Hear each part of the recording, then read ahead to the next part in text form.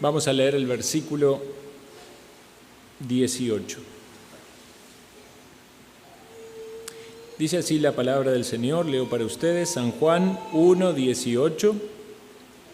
A Dios nadie le vio jamás. El unigénito Hijo, que está en el seno del Padre, Él le ha dado a conocer. Leo una vez más. A Dios nadie le vio jamás. El unigénito Hijo, que está en el seno del Padre, Él le ha dado a conocer. Oremos.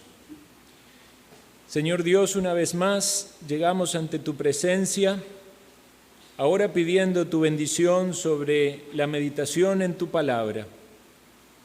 Ayúdame, Señor, a expresar con claridad el mensaje de tu palabra. Trae bendición a tu pueblo y salvación para los perdidos. Que todos aquí podamos entender, comprender y tener la seguridad de conocer a Dios. Queremos, Señor Dios, suplicarte que derrames tu bendición, que haya salvación, en el nombre de Cristo Jesús. Amén.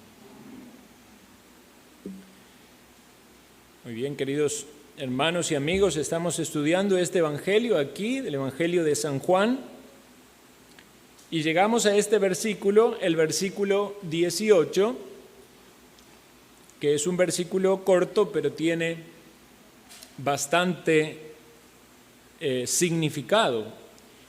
Entonces, es mi propósito que podamos analizar este versículo, y las partes básicas en las cuales pretendo dividirlo es, en primer lugar, la primera frase, a Dios nadie le vio jamás. Entonces procuraremos meditar y entender lo que significa ver a Dios. Luego hablaremos del unigénito Hijo, el que está en el seno del Padre, como una descripción de Cristo, y finalmente de ese propósito Él le ha dado a conocer. Entonces vamos a comenzar por esta primera frase. A Dios nadie le vio jamás. Necesitamos entender esto, hermanos, porque cualquier persona que agarra su Biblia y la lee va a encontrar casos de personas que vieron a Dios. Alguien puede decir, ¿acaso Isaías no vio a Dios? Dice Isaías 6:1, en el año en que murió el rey Usías, vi yo al Señor sentado sobre un trono alto y sublime, y sus faldas llenaban el templo. Otra persona pudiese citar el caso de Moisés. ¿No vio Moisés a Dios? Dice Números capítulo 12, versículo 8, en palabras de Dios, luego de que hubo allí como una rebelión en contra del liderazgo de Moisés, dice así, cara a cara hablaré con él, y claramente, y no por figuras, y verá la apariencia de Jehová. Entonces algunos van a decir que la Biblia se contradice, porque algunos pasajes dicen que nadie puede ver a Dios, y en otros pasajes algunas personas aparecen allí viendo a Dios y describiendo a Dios. Nuestra confesión de fe, cuando habla de la doctrina de Dios, dice lo siguiente: Dios es espíritu purísimo, invisible, sin cuerpos, miembros o pasiones, el único que tiene inmortalidad y que habita en la luz inaccesible. Y quiero centrarme en la primera parte de la descripción cuando dice que Dios es espíritu purísimo, invisible y sin cuerpos ni miembros. Pero en la Biblia vamos a encontrar en numerosos pasajes oportunidades donde Dios se da a conocer o se manifiesta, y en la Escritura obviamente aparecen con expresiones corporales de Dios, descripciones físicas de Dios. Por ejemplo, algunos pasajes que puedo leer para ustedes, si alguno quiere lo busca, pero si no pueden oírlos.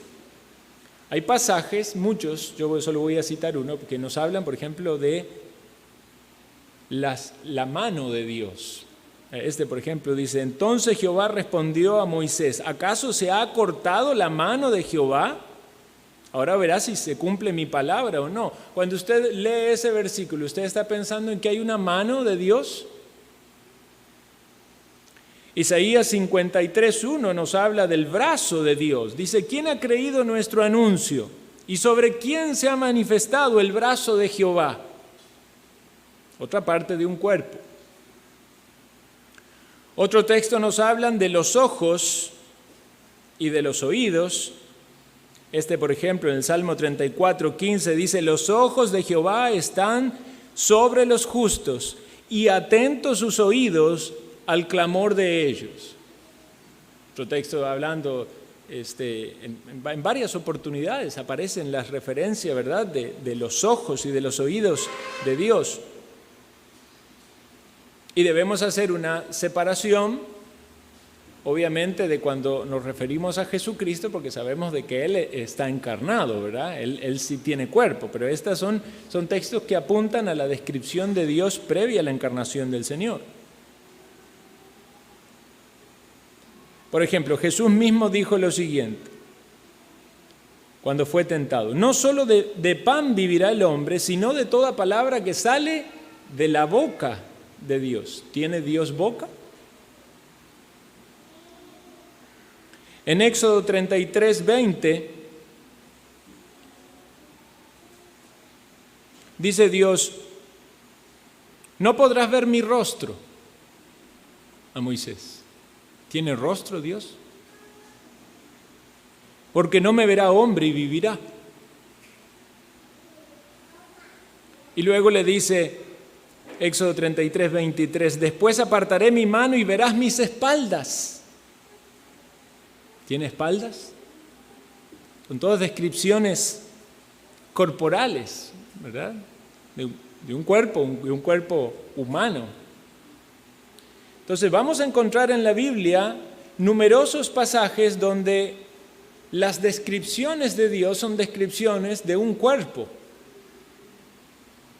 Su mano, sus ojos, sus oídos, su brazo, su rostro, sus espaldas. Pero va a haber otros pasajes que vamos a tener una descripción o una referencia a la esencia divina. Por ejemplo, en San Juan, capítulo 4, están ahí en San Juan, si gustan dan vuelta a la página, capítulo 4,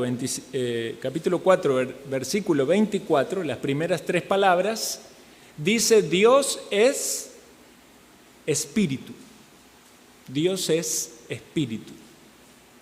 El mismo Señor Jesucristo resucitado, como una manera de poder defender o alegar o argumentar de que Él estaba resucitado en cuerpo, tenía un cuerpo, ¿verdad? Él les dice a los discípulos: mírenme, ¿verdad? Toquen las heridas aquí, mis manos. Dice: un espíritu no tiene ni carne ni huesos. Entonces, si Dios es espíritu, no tiene cuerpo. La corporalidad es algo que obviamente estuvo en el Señor Jesucristo en el momento de su encarnación, pero Jesucristo no comenzó a existir en la encarnación, es eterno. Entonces Dios es espíritu, Dios no tiene cuerpo, como bien dice nuestra confesión de fe, y tenemos que lograr entender esos pasajes que describen a Dios en una manera de manifestar a Dios para que nosotros podamos relacionarnos con Dios, porque para nosotros es muy útil pensar en una mano, en un ojo, en un oído, que nada más comprender un espíritu y no aprovechar todas esas figuras, esas ilustraciones que se desprenden de la corporalidad. Somos seres corpóreos, nos manejamos y vivimos en un mundo corpóreo, más allá de la realidad espiritual. Acompáñeme por favor a este texto, Primera de Timoteo, capítulo 1, versículo 17.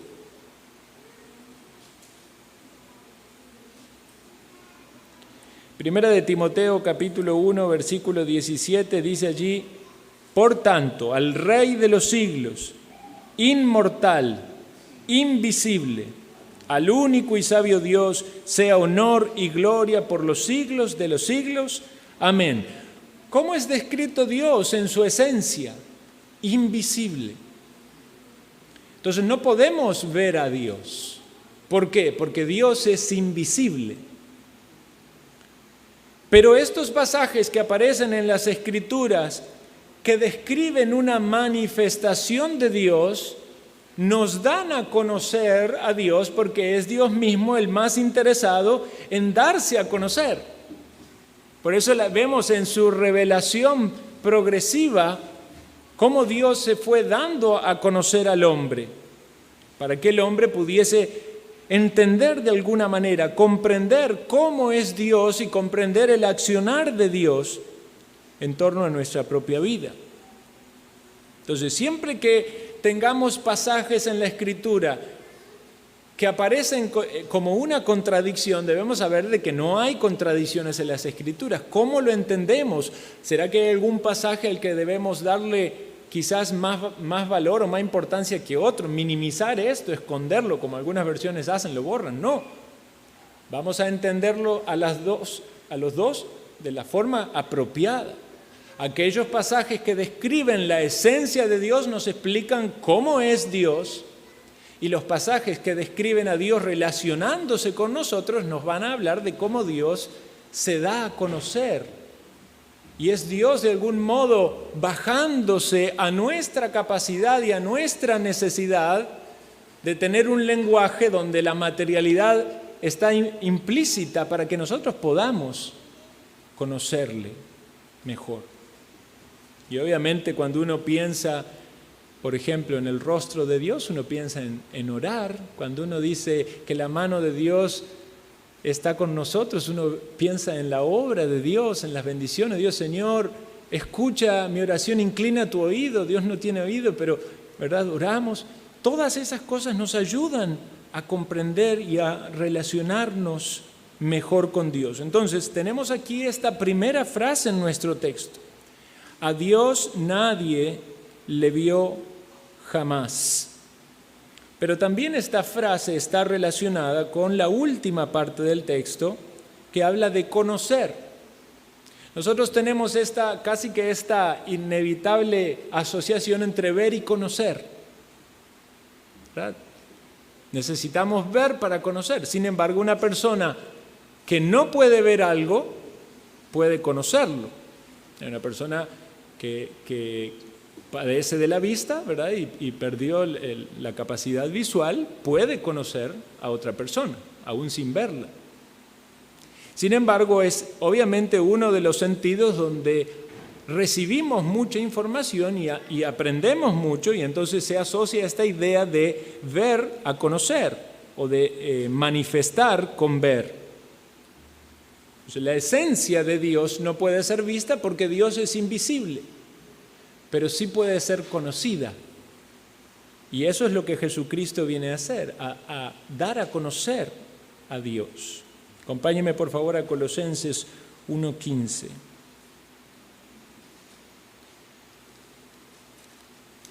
Colosenses 1:15. Dice: Él es la imagen del Dios invisible. Solo la primera parte.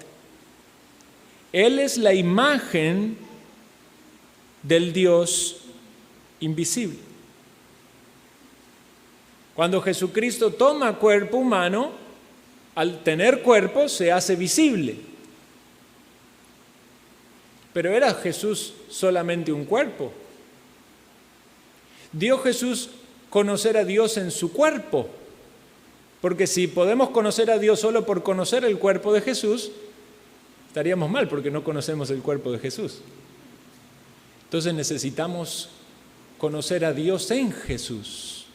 Y obviamente los que fueron contemporáneos de Jesús conocieron su cuerpo, pero no pensaron que que la coraza externa, el cuerpo humano que Él tomó, era en sí mismo la deidad, sino que fue Dios que se encarnó. Verdadero Dios, verdadero hombre. Veamos lo que dice San Juan, capítulo 6, versículo 46.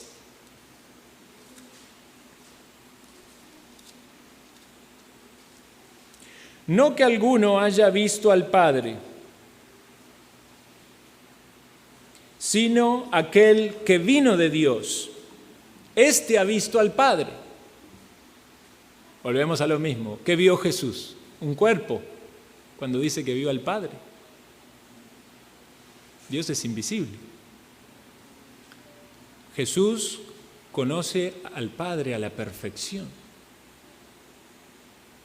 Entonces esto nos tiene que llevar a considerar la singularidad del Hijo, la singularidad de Jesucristo, que es la segunda parte de este versículo. Dice, el unigénito Hijo. A Dios nadie le vio jamás. El unigénito Hijo que está en el seno del Padre, Él le ha dado a conocer. El unigénito, meditamos en eso la vez pasada, pero es bueno repetir el concepto. Es el único ser amado, el que tiene el amor exclusivo, diferente a cualquier otro, porque esto no es la idea de connotar el origen, ¿verdad? Como decimos primogénito, el primero en ser engendrado, no tiene la idea de origen, sino de exclusividad. Por eso dicen Colosenses también el primogénito de toda creación, no es el primer ser creado como algunos dicen, sino es aquel que tiene la preeminencia, el más importante, y en este concepto es aquel que tiene una relación tan exclusiva que él puede decir que vio a Dios. Él vio al Padre. Nadie más le vio, él vio al Padre.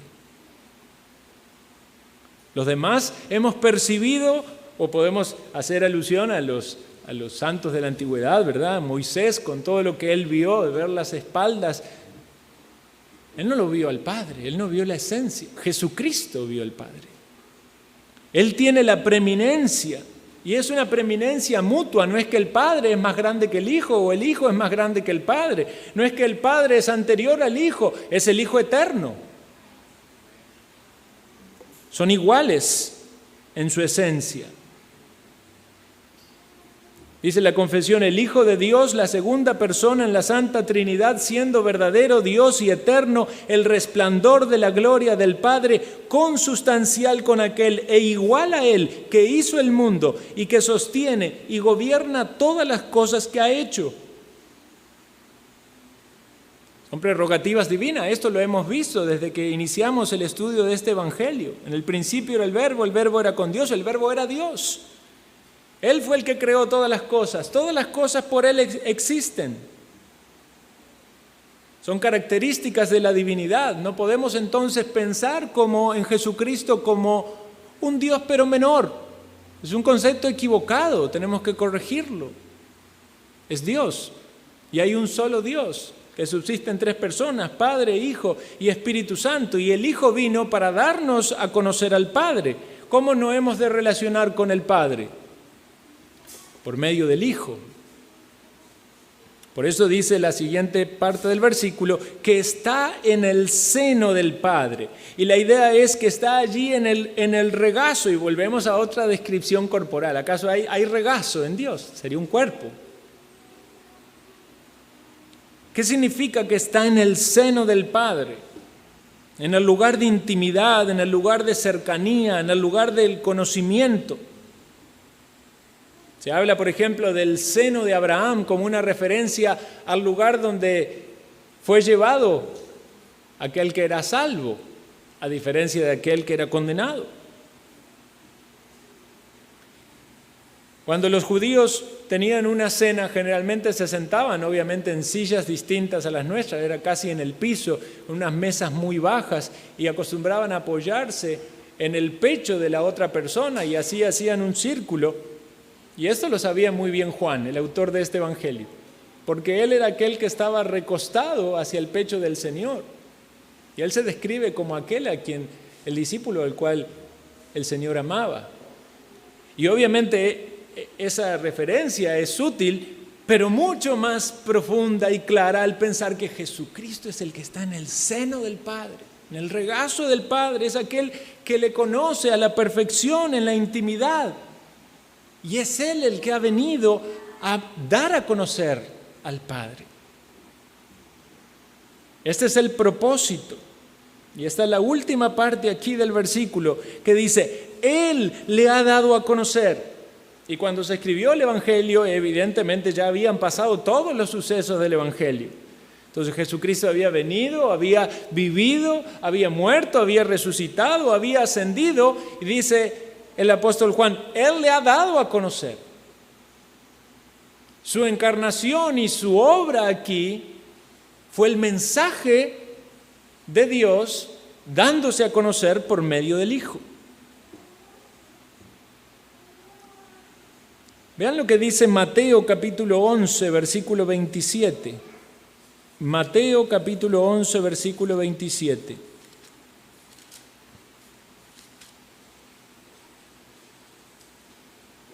Todas las cosas me fueron entregadas por mi Padre, y nadie conoce al Hijo sino el Padre, ni al Padre conoce alguno sino el Hijo, y aquel a quien el Hijo lo quiere revelar. Vean ese grado de intimidad y de cercanía entre el Hijo y el Padre.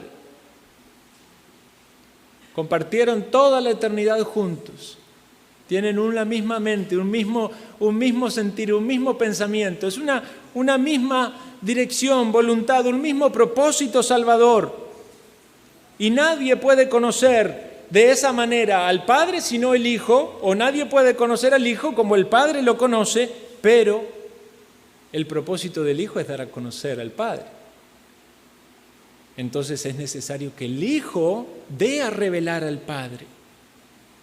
Por eso dice, y aquel a quien el Hijo lo quiera revelar. ¿Quieres conocer al Padre? Necesitas al Hijo. Sin el Hijo no puedes conocer al Padre. San Juan 17:3 dice, y esta es la vida eterna, en la oración del Señor, que te conozcan a ti, el único Dios verdadero, y a Jesucristo a quien has enviado. Y obviamente Jesucristo, al tratar a Dios Padre como Dios, no está diciendo que Él no es Dios. Simplemente que Él nos enseña a orar, ¿verdad?, desde esa perspectiva de su humanidad. Y Jesús, siendo Dios, ¿verdad?, se humilló y se sometió y obedeció a la perfección la voluntad del Padre, cuanto más nosotros, que somos salvos en su gracia. Esta es la vida eterna, que te conozcan a ti, el único Dios verdadero, y a Jesucristo a quien has enviado. ¿Quién es Jesucristo? Aquel que habitó con el Padre por la eternidad, que creó los cielos y la tierra, que tomó cuerpo humano y vino para redimirnos. Nadie puede conocer a Dios si no es por medio de Jesucristo, y es por eso que es tan importante el mensaje del Evangelio, porque el mensaje del Evangelio es lo que Jesucristo vino a hacer, la buena noticia de que Jesucristo vino, cargó nuestros pecados y murió en la cruz. Nadie puede ser salvo si no conoce el Evangelio. Nadie puede ser salvo si no conoce lo que Jesucristo ha hecho. Entonces necesitamos sí conocer a Dios. Para, obviamente, tener la salvación, tenemos que conocer a Dios. Esta es la vida eterna, que te conozcan a ti. Pero muchas personas andan en este mundo con esa meta de querer conocer a Dios, buscando por caminos equivocados. Como leíamos hoy a la mañana, algunos buscan por el camino equivocado de la ley. No es que la ley sea mala en sí mismo, pero por medio de la ley no van a poder conocer la plenitud de la revelación de Dios. ¿Y acaso la ley no nos revela el carácter justo y santo de Dios? Sí, claro que sí. Pero la ley no nos puede salvar. Necesita una revelación más. ¿Acaso no podemos ver la naturaleza y estas montañas que Dios creó y los mares y los astros y las galaxias y no decir, se manifiesta el Dios invisible por medio de las cosas hechas? Sí, se manifiesta. Pero no puedes hallar la salvación mirando la naturaleza. Necesitas un mediador, Necesitas alguien que cargue tus pecados y que te lleve a conocer al Dios justo y santo, porque necesitamos la reconciliación con Dios. Algunos que se oponían al ministerio terrenal de Jesucristo le decían a Jesucristo que era un impostor, prácticamente, ¿verdad? Cuando Jesús se expresaba de su Padre, ¿cómo se expresaba? Con total confianza. Esa completa relación de unión, como lo vemos descrito aquí en San Juan. Él hablaba de su Padre, que Él hacía sus obras, y los fariseos se ponían mal, ¿verdad? Decía, ¿dónde está tu Padre? Jesús le dice, ni a mí me conocéis, ni a mi Padre. Si a mi Padre conocieseis, si a mí me conocieses, también a mi Padre conoceríais. Entonces, ¿por qué hay mucha gente en este mundo que no conoce a Dios? Porque rechazan conocer a Jesucristo. Rechazan conocer a aquel a quien Dios ha enviado. Y es cierto también que hay muchos en este mundo que aún manifestando conocer a Jesucristo, no conocen a Dios. Hay mucha gente que habla de Jesucristo y que dice que es de Cristo. Señor, Señor, en tu nombre hemos hecho esto y aquello, milagros, sanidades y no sé cuántas cosas más. Apartaos de mí, hacedores de maldad. Él no los conoce.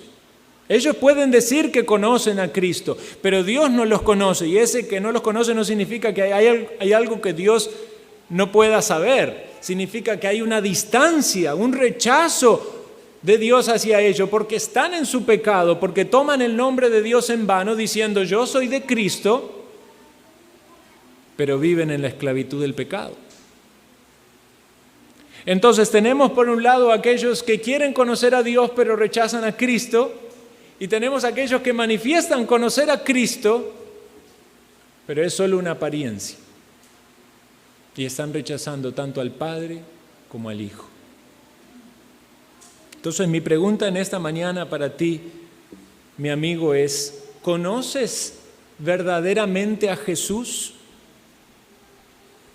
No me refiero a si conoces la historia de Jesús.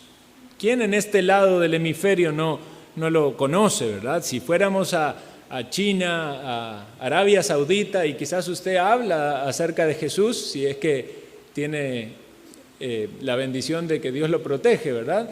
Y habla de Jesús y puede decir a alguien, yo nunca he escuchado de Jesús.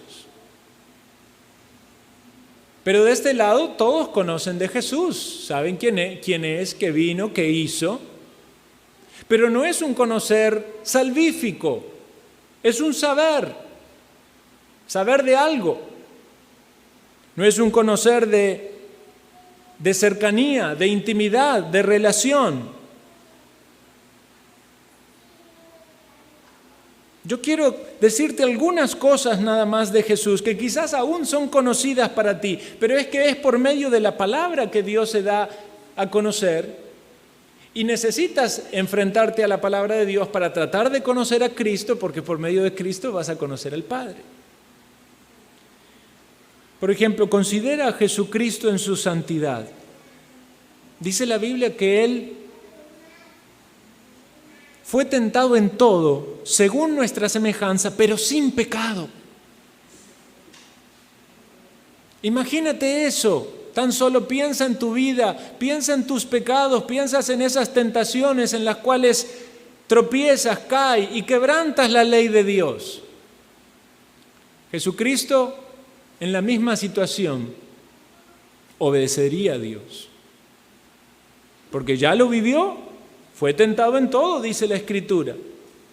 Tenía un cuerpo igual que el tuyo y el mío. No digas, es que yo vivo acá en el cuerpo, Dios está allá en la eternidad. No, Dios bajó, se encarnó.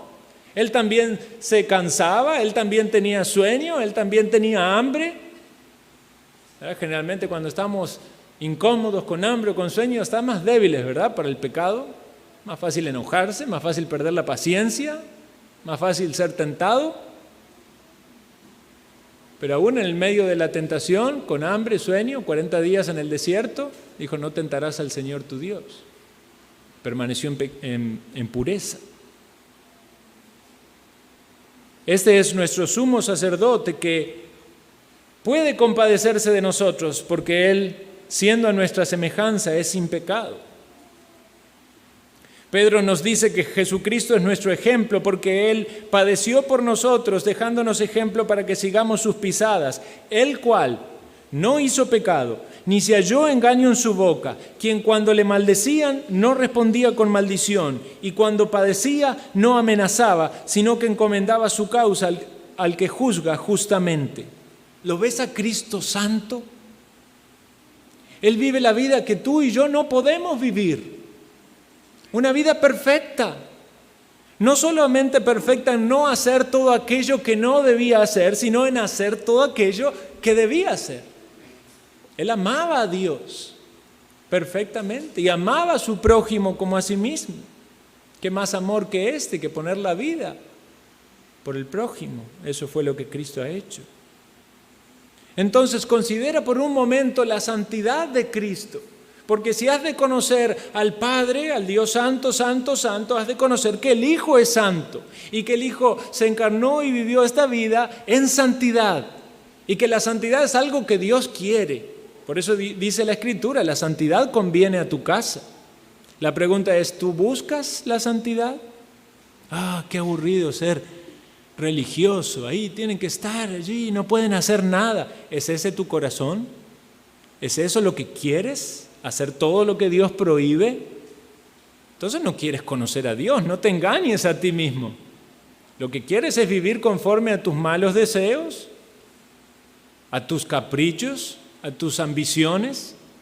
¿Y qué ha de pasar cuando se acabe tu vida?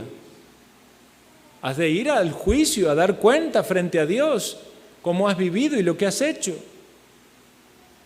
La santidad es necesaria. Sin santidad nadie verá a Dios.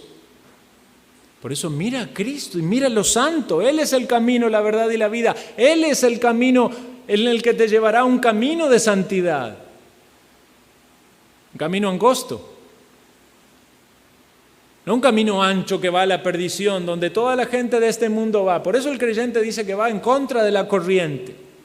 La gente va en el desenfreno de la vida, conforme a sus pasiones, a sus deseos, diciendo, nadie me diga cómo tengo que vivir. Pero si usted viene a la iglesia, sabe que hay un Dios que dice cómo tenemos que vivir. ¿Conoces a Cristo? Él nos ha mostrado cómo debemos vivir y Él no pecó ni se halló engaño en su boca. Entonces, en primer lugar, ese testimonio de santidad, pero en segundo lugar, sus palabras. Jesús utilizó también sus palabras para dar a conocer al Padre. Y hablando de Él mismo, estaba dando a conocer al Padre. Cuando Él dijo, yo soy el pan de vida, el que a mí viene nunca tendrá hambre, y el que en mí cree no tendrá jamás sed jamás. ¿Entiendes que es Jesucristo el único que puede saciar tu necesidad espiritual? Por eso en la Biblia tenemos varios yo soy. Una frase que se utiliza en el Antiguo Testamento para describir a Dios, yo soy, a Jehová, pero que Jesús toma, obviamente, con toda la autoridad de Dios y dice, yo soy el pan de vida. ¿Tienes hambre espiritual? Solo Cristo puede saciarse. Yo soy la luz del mundo. Estás en oscuridad y en tiniebla de pecados, Jesús te alumbra. Yo soy la puerta. Te hayas encerrado, esclavo en tus delitos y pecados, es la puerta a la salvación, la puerta a los buenos pastos. Yo soy el buen pastor. El buen pastor da su vida por las ovejas. Yo soy la resurrección y la vida. Dice que el que cree en Él, aunque esté muerto, vivirá. Yo soy el camino, la verdad y la vida. Yo soy la vid verdadera. Las palabras de Jesús, ¿has oído sus palabras? ¿Y cómo reaccionas frente a eso? El creyente es aquel que dice, yo he comido de este pan, yo he ido a esa luz, yo he pasado por esa puerta, yo tengo al buen pastor, Yo tengo resurrección y tengo vida porque tengo a Cristo. Yo voy en el camino, yo he conocido la verdad. Yo soy un pámpano en esa vid verdadera. Y Dios va trabajando en mí, limpiándome, llevándome a producir fruto para su honra y para su gloria. ¿Eres de esos que conocen a Cristo? ¿Sabes de su santidad y sabes que debes andar en ese camino? ¿Oyes sus palabras y respondes a Él? Puede que Jesús haya estado llamando a algunos aquí y todavía no han respondido. O más bien han respondido con un silencio que es una negación. Cristo te dice, ven a mí. Pero estás cerrado en tu mente y en tu corazón. Quizás apretando con tus manos, ¿verdad? O con tus dientes. Esa actitud, ¿verdad?, de alguien que no quiere ceder, que quiere seguir viviendo su vida. Tan solo considera el destino de tu alma. ¿Y qué pasa si no hay un mañana? ¿Qué pasa si hoy Dios te llama a rendir cuentas? Escucharás en la eternidad esas palabras tantas veces que dijo Jesús, yo soy, yo soy, yo soy, yo soy. Y tú decías, no eres para mí. O no quiero que seas. Pero Jesús es yo soy. Y te llama a que vayas a Él, que recibas la salvación. Pero puede ser que haya otros más escépticos. No es solo suficiente ver una vida santa y tampoco es suficiente escuchar palabras de vida eterna, sino que quieran ver aún más. Y entonces Jesús dice, creedme que yo soy en el Padre y el Padre en mí. De otra manera, creedme por las mismas obras. ¿Acaso no has sabido lo que Jesús vino a hacer? Que Él vino a dar alimentos a los pobres cuando estaban en total necesidad, ¿verdad? Esa gran multitud, denles de comer. ¿Cómo le vamos a dar de comer? Ahí estaba el pan. Jesús vino a sanar a los que estaban enfermos, a darle vista a los ciegos, a los cojos que se levanten sobre sus piernas. ¿No eran esas obras milagrosas, maravillosas? Pero por sobre todas las cosas, la obra que Él hizo en la cruz, que Él murió y resucitó. Eso es único. Muchos antes fueron resucitados, pero la resurrección de Cristo es única. ¿Por qué es única? En primer lugar, porque Él puso su vida y Él la volvió a tomar. Y en segundo lugar, porque Él resucitó con un cuerpo glorificado. Todos los que resucitaron antes volvieron a morir, fueron resurrecciones temporales, pero Jesucristo resucitó venciendo a la muerte. Él no muere más. Y todos aquellos que estamos en Cristo, resucitaremos para vivir por la eternidad y para salvación, porque también otros resucitarán para condenación. ¿Crees en sus obras? Que alguien haya vencido la muerte, que se haya levantado, que se haya mostrado ante muchos. Es un testimonio muy grande. Decía aquel que estaba en la condenación, pero si tan solo uno se levantara de entre los muertos, creerán. Y hay personas que no creen en Jesús. Aun cuando Él dio ese testimonio tan grande. Los discípulos le decían, Señor, muéstranos al Padre. Y Jesús le dice, tanto tiempo hace que estoy con vosotros y no me has conocido. El que me ha visto a mí ha visto al Padre. ¿Cómo dices, muéstranos al Padre? ¿Has visto a Cristo? No visto con tus ojos, porque no lo hemos visto nosotros. Pero has visto a Dios en Cristo, en su santidad, en sus palabras, en sus obras. Dice 1 Juan 5:20, pero sabemos que el Hijo de Dios ha venido y nos ha dado entendimiento para conocer al que es verdadero. Y estamos en el verdadero, en su Hijo Jesucristo. Este es el verdadero Dios y la vida eterna.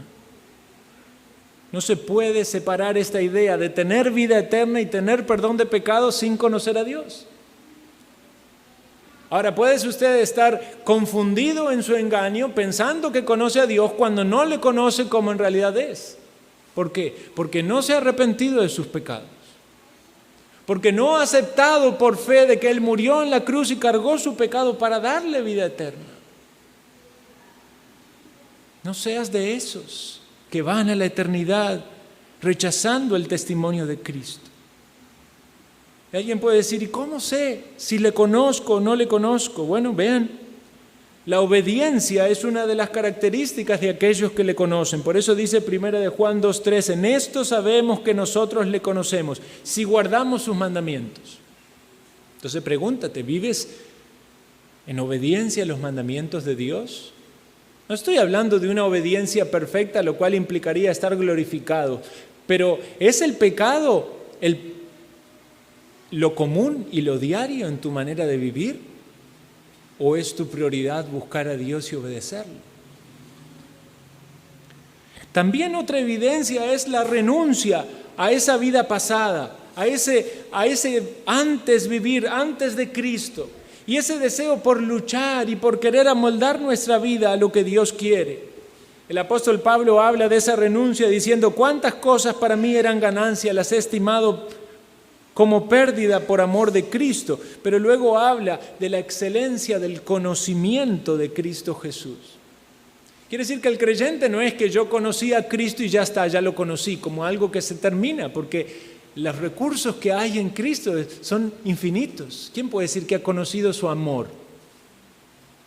Hemos conocido su amor porque sabemos que nos ha salvado, pero aún hay mucho más del amor de Cristo que necesitamos conocer. Por eso vamos a su palabra, permanecemos leyendo su palabra, porque hay tantas riquezas en Cristo que son infinitas y estaremos por la eternidad meditando en los atributos y en sus características. Y no nos alcanzará el tiempo para poder conocer la grandeza de su amor.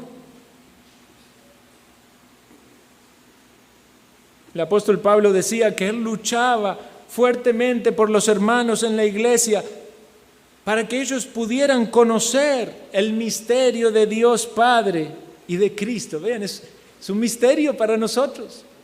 En la eternidad podremos conocer más, pero hoy lo vemos como tesoros escondidos. Dice, en quien están escondidos los tesoros de la sabiduría y del conocimiento.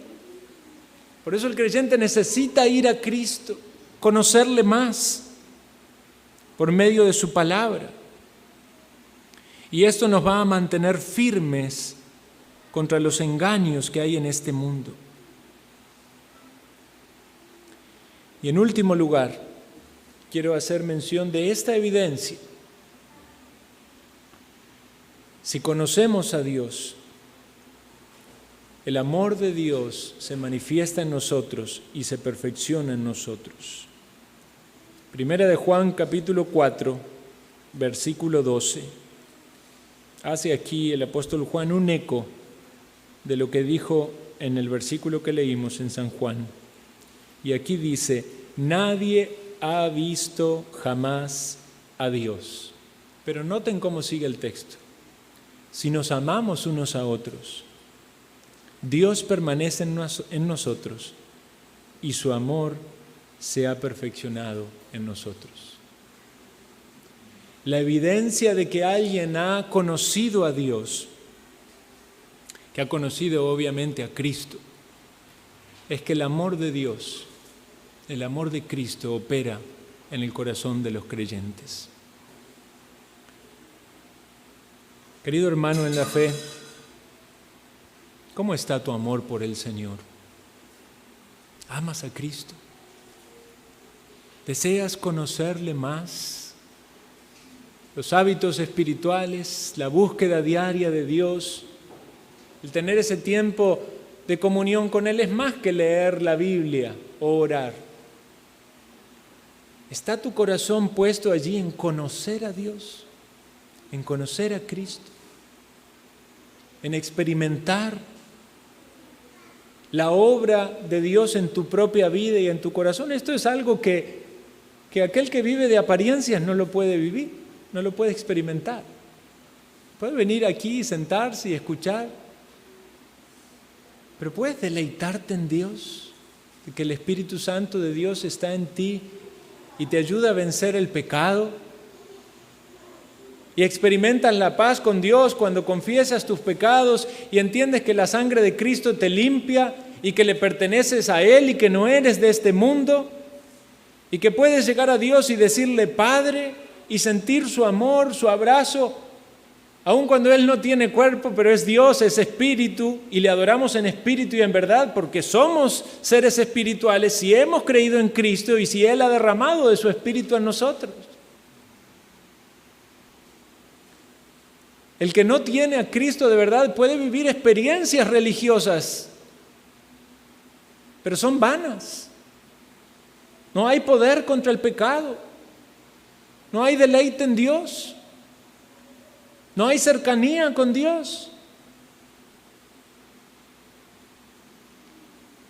Pero el que es de Cristo le alaba con gozo en su corazón, porque sabe que Él ganó en la cruz para nosotros la salvación, que nuestros pecados fueron lavados en su sangre y que conocemos a Dios.